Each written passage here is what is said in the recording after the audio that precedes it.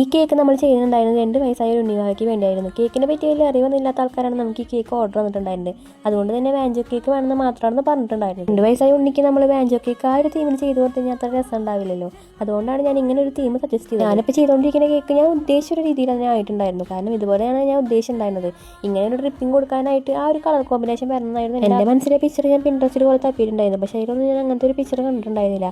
പക്ഷേ ലാസ്റ്റ് ചെയ്ത് വന്നപ്പോൾ ഞാൻ ഉദ്ദേശിച്ച രീതിയിലുള്ള പിക്ചർ തന്നെ ആയിട്ടുണ്ടായിരുന്നു. എവിടെ കണ്ടിട്ടുള്ള ഒരു പിക്ചറായിരുന്നു നമ്മുടെ മനസ്സിലുണ്ടായിരുന്നത്. പക്ഷേ ആ പിക്ചർ നമുക്ക് നേരിട്ടിട്ട് കേക്കിലേക്ക് ചെയ്യാനായിട്ട് ഭയങ്കര ടാസ്ക് പിടിച്ച പരിപാടിയായിരുന്നു. അല്ലെങ്കിൽ നമ്മൾ അങ്ങനെ ഉദ്ദേശിച്ച രീതിയിൽ തന്നെ കേക്ക് എത്തിയപ്പോൾ നമുക്ക് ഭയങ്കര സന്തോഷമായിട്ടുണ്ടായിരുന്നു. നമ്മുടെ കുറച്ച് ബട്ടർ ഫ്ലൈസ് ഒക്കെ ഇരിക്കുന്നുണ്ടായിരുന്നു. അതൊക്കെ നമ്മൾ കേക്കിലേക്ക് വെച്ച് കൊടുത്തിട്ടുണ്ടായിരുന്നു. കസ്റ്റമർക്ക് ഇതിനെക്കുറിച്ച് വലിയ ഐഡിയ ഇല്ലാത്തതുകൊണ്ടാണ് അവർ നമ്മളോടൊന്നും പ്രത്യേകിച്ച് പറയാഞ്ഞത്. 2 വയസ്സായ ഉണ്ണിക്കുള്ള കേക്കാണെന്ന് കൂടി മാത്രം പ്രത്യേകിച്ച് മെൻഷനാക്കി പറഞ്ഞുകൊണ്ട് തന്നെ നമ്മൾ അതിനനുസരിച്ച് ചെയ്ത് കൊടുക്കണമല്ലോ.